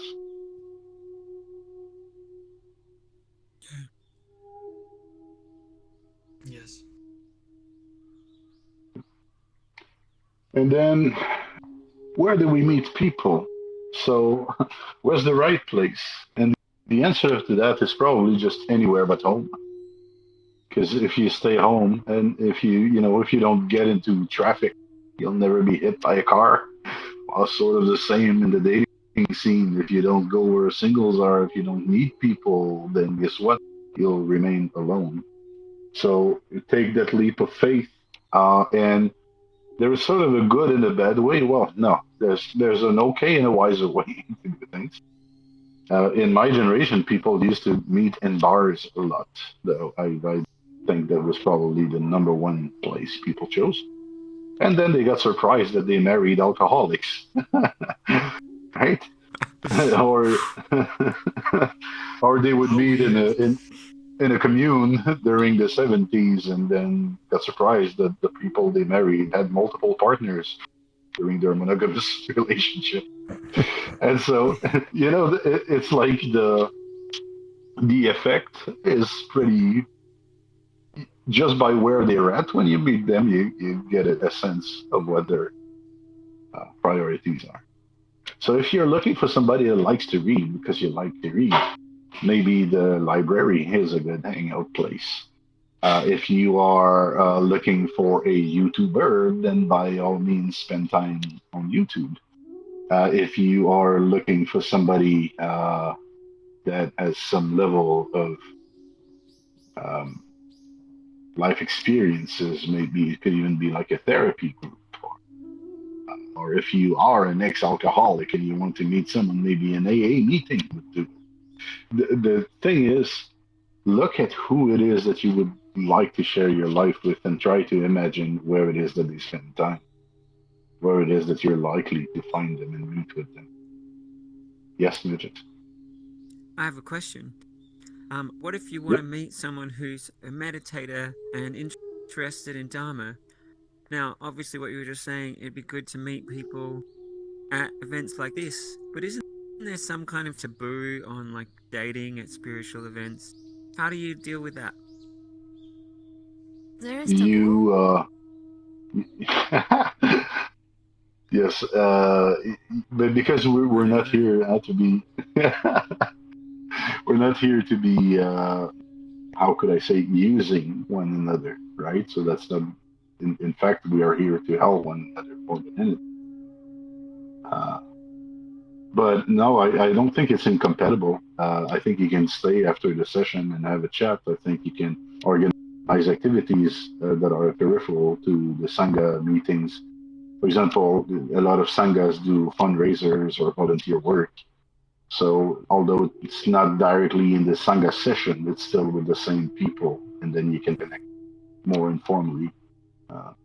But if it happens in the Sangha, that's where it happens. It's a space for love. I think it's in the neighborhood.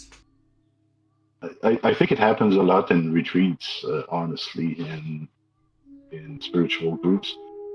And that's not always a good thing. First of all, people have the wrong idea, the wrong expectations. They sort of expect to meet enlightened beings in those spiritual groups. And then they get frustrated that the person is still a human with a bunch of flaws and lots of work to do.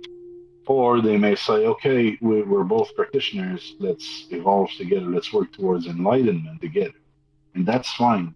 But then what happens is that they're not evolving in the same way. One might start, might be able to let go of their past much easier than the other person.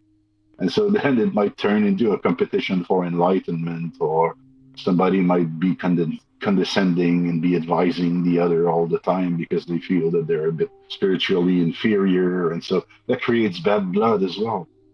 So we need to be wary, right? No matter where we're going to meet people, or it's just people.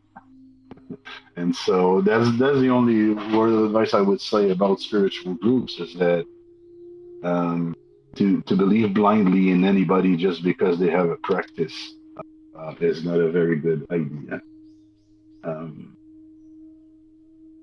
Online, you get quantity over quality, I feel, often. So, yes, you can do a bunch of hookups, but where are you going to be?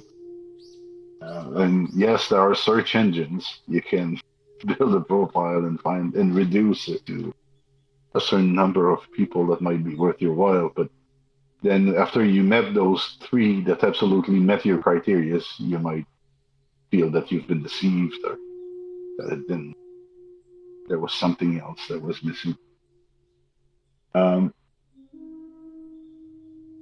Where to fall in love is pretty much here. What I mean is the here that you carry with you. So just like in the beginning, I was saying date the universe.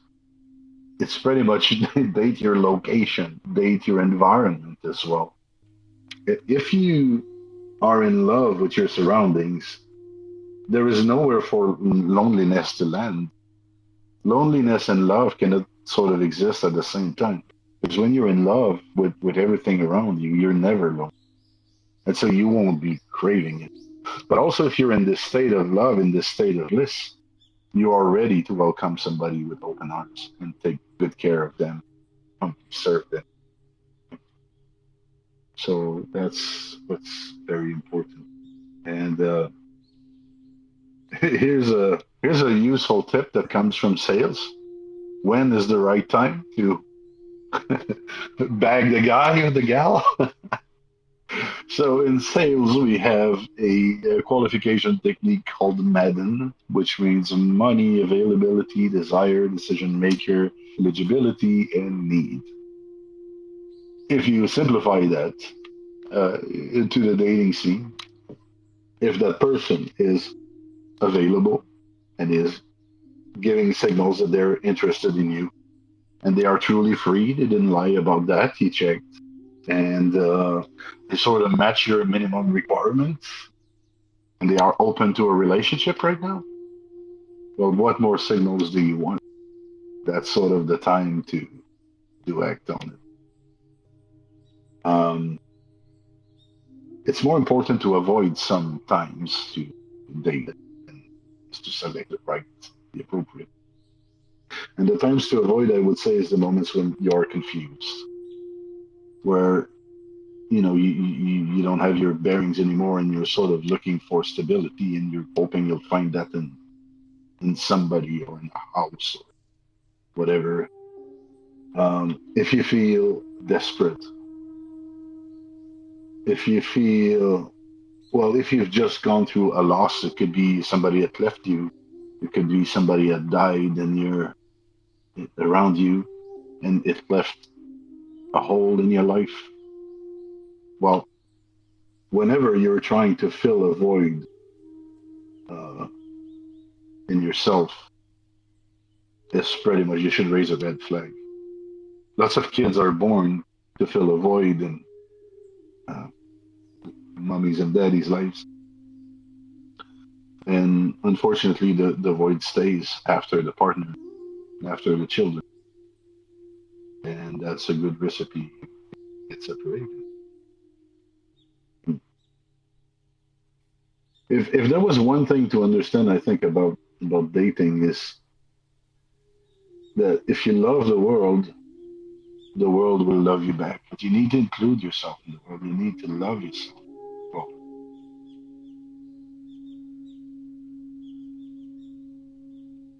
so if we summarize a little bit everything that we have said so far, everyone is a dancer. Everyone is worthy of love, including you, of course. You can look at the menu, doesn't mean you will eat everything. So feast your eyes on the beautiful people all around. Study them, look deeply into them, imagine how your life would be, and see what kind of love life you'd like to build for yourself. Practice fearlessness. Your insecurities are entrapping you. You are planting the seeds that will make your relationship fail, ultimately. But they're also, the insecurities are the ones that are also stopping you from living the love life that you desire right now. Then make sure you know what you want. Find the right person for the right job. You remember we spoke that some people are more success oriented, some people are more family oriented, some people are more fun oriented. So decide what kind of person you are and try to find someone that is like-minded.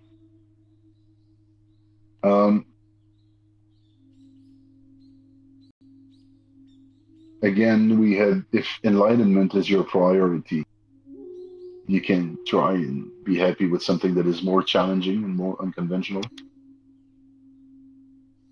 Then to meet someone, to deal with the shyness of meeting someone, just be humble. Don't hold yourself to any standard.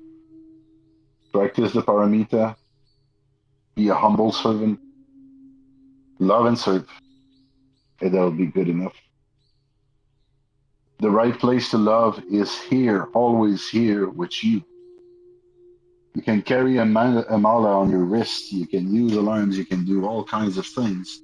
But your meditation practice, the real essence of meditation, is that you never forget to live in love, to surround yourself with love and act with love.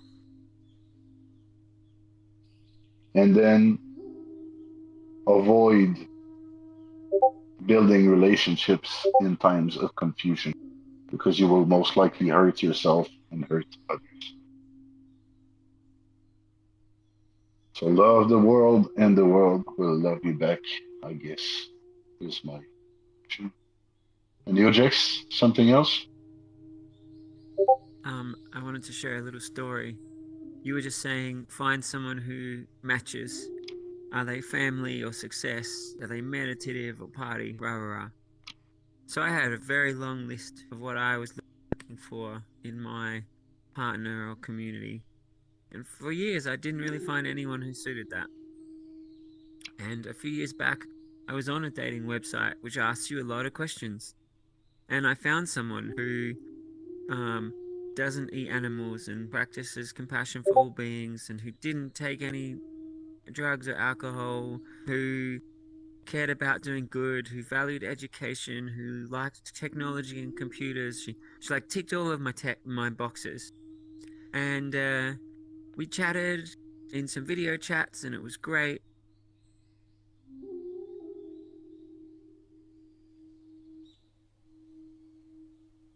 Then he died. Yeah. He's building suspense. She killed him. She killed him. Oh no! Nice He was pose. standing behind him and strangled him with his headset cord. Yeah. That pose is like, oh no, back off. It's like a protective pose. Clever. He'd be like clever girl, like Jurassic Park, you know. Yeah. Yes. So how was that as a talk for dating, guys? Did you enjoy that? Oh yes, I did. Topics that you, Yeah, it was Yes. very nice. Very interesting. are Are there topics you think we should have visited that we omitted? Sure. Next time, child support, I guess. Yeah. Yeah, that would be a short Thinking one. I already have a And child. expensive. Shoot. Help me. Yeah. Oh my god. Shoot, I think So I've been planting too many seeds. Fuck damn it. Malka, you said that sure there were more topics that you wanted to cover.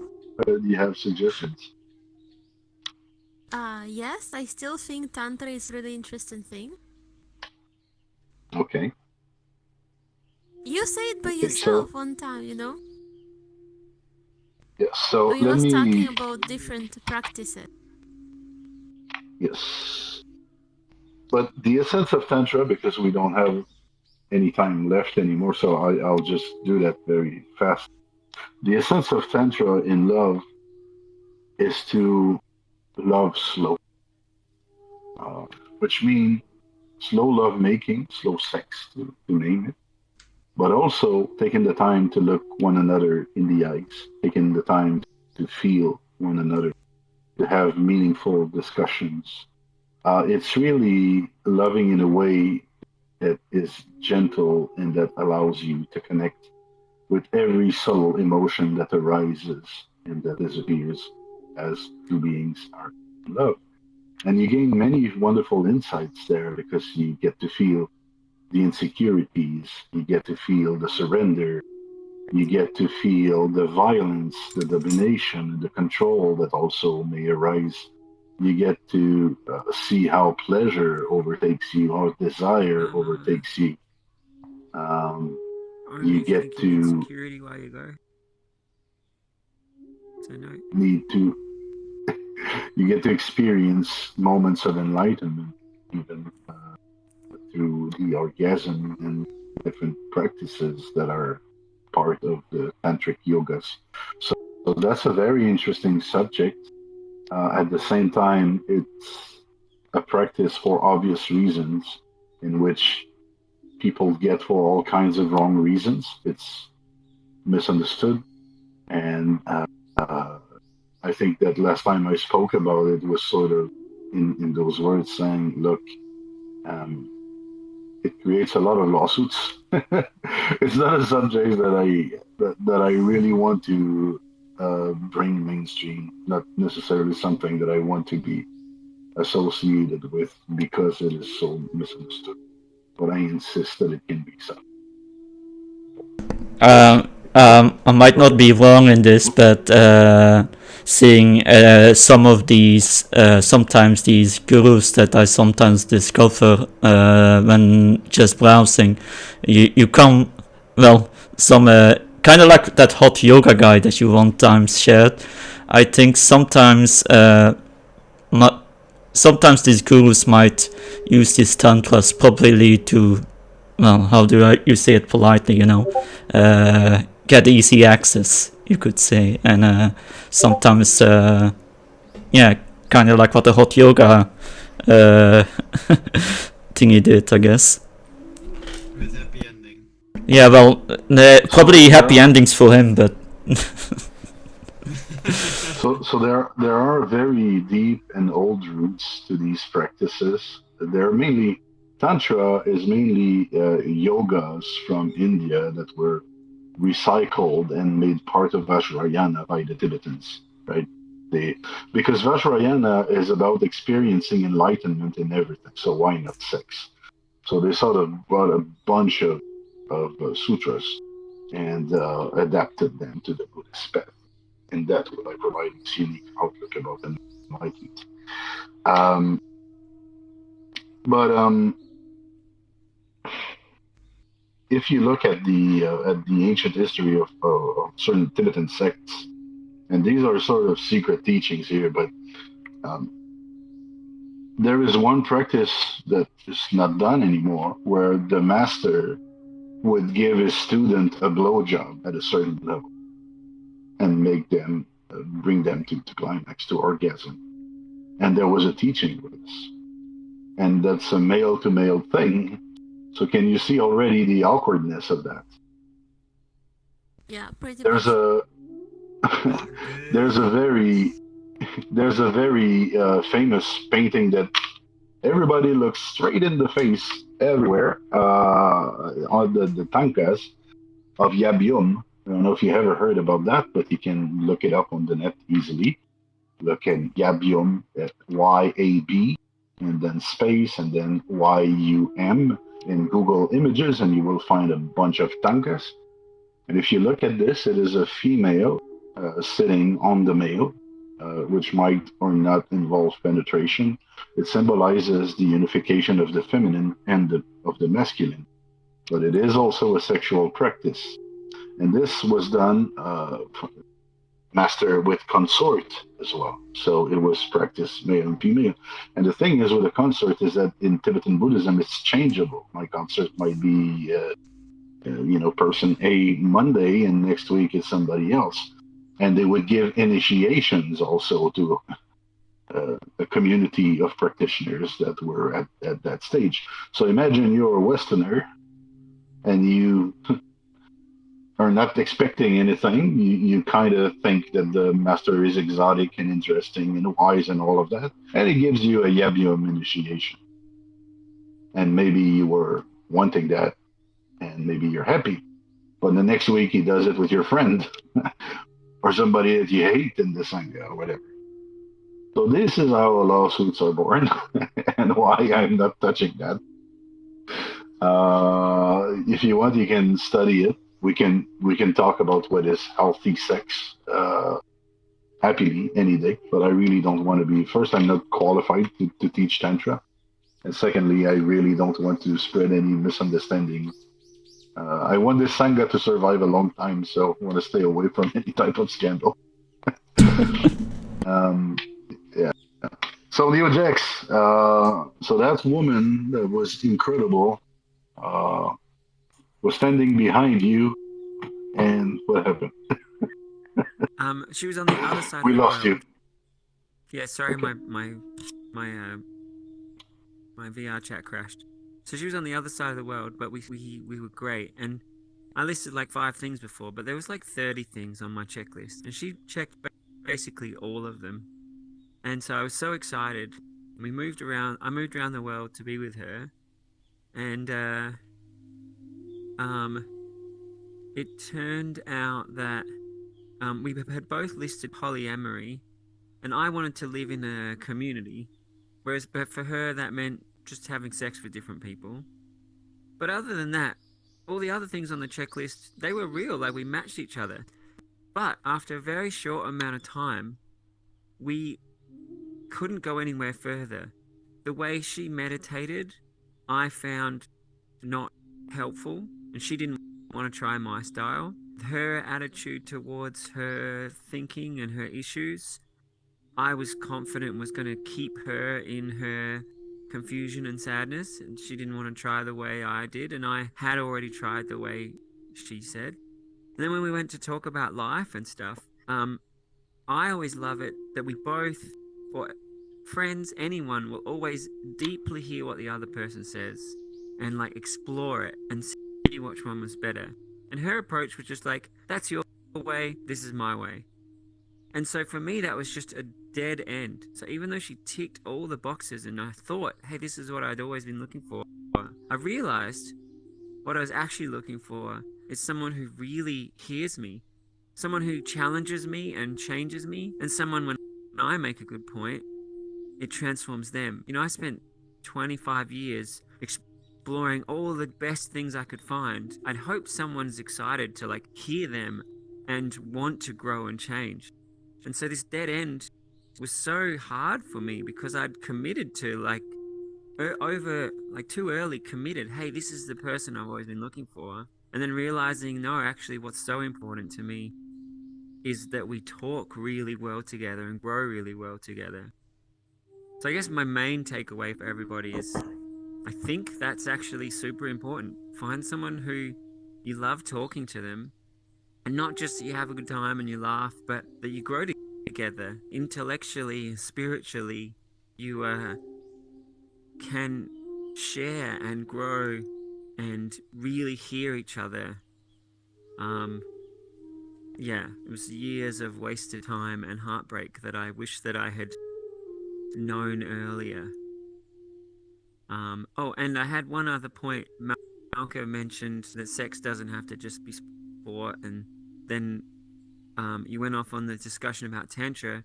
There's a much or a less risky way of thinking about it as well. If you just think of love making, if you, when you're with someone, it doesn't have to be sex. It could just be whether you're like watching a movie and you're resting your head on their shoulder, or the way you talk to each other. If you're meditating on love, makes those activities so much more beautiful and amazing. That's my thought about that. Right, and that's sort of what I mean by date the universe. Make the universe pregnant, you guys, with something beautiful.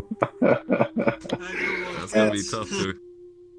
It's gonna be tough to It explain to my sounds a little bit girlfriend. Rick and Morty. Yeah. Right. So yeah, I guess that's it for now. We can explore other topics another time. I think VR. There was something else you want to say? Oh no, I was just No. testing my hands. Okay. All right. So thank you for sticking that long around. It was a very long talk. It was interesting. Again, for me to think about those things and prepare the contents for you. Let's have a little 10 minutes of meditation where we will try to bathe ourselves in love for the universe and from the universe. Try I need to to get hit going that at the night space. side. All right, Mar, take care. You do that while you sleep. Bye. Yeah, we'll do it. Yeah, I I'm gonna want you go to sleep connect with soon the. too. All right, Jared. Yeah. Take care. Yeah, take care all. I love you all. Love you, Jared. Take care. Hi, Jared. Bye. All right. So let's connect with this part of us that is perfect, wholesome, unchanging. We spoke about the unworthiness and everything earlier, but there is something in you that hasn't changed since the day you were born. There is this thing that you've been calling you all those years. Actually, that didn't change. Your preferences changed, but that part of your essence did not. So connect with that and allow this to radiate and receive love. And that's what we're going to do for extend. Already know how to get relaxed. Let's start.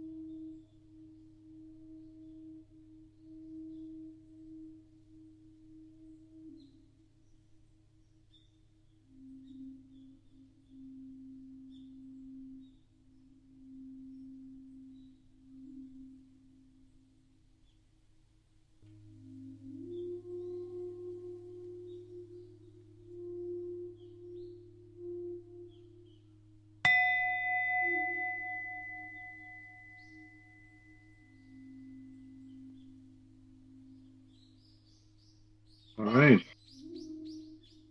So that's the end of our long session. One more thing I wanted to offer is if you feel blocked by your shyness or by a complex or a belief or anything and you think it's holding you back, you can write me in Discord. Something like you like a meditation topic or a little spiritual exercise that will help you. Obviously, that doesn't work very well as a group, but if you reach out personally, I'll try to help. So that's it for today. Let's raise together and dedicate everything that we have learned today to the merit of the entire world. Let us become more masterful at creating wonderful, beautiful relationships with ourselves and with the world. And may this beauty that we come back to us. So take good care of you guys. Namaste and see you soon. See ya. Thank you. Yeah. Yeah. Oh.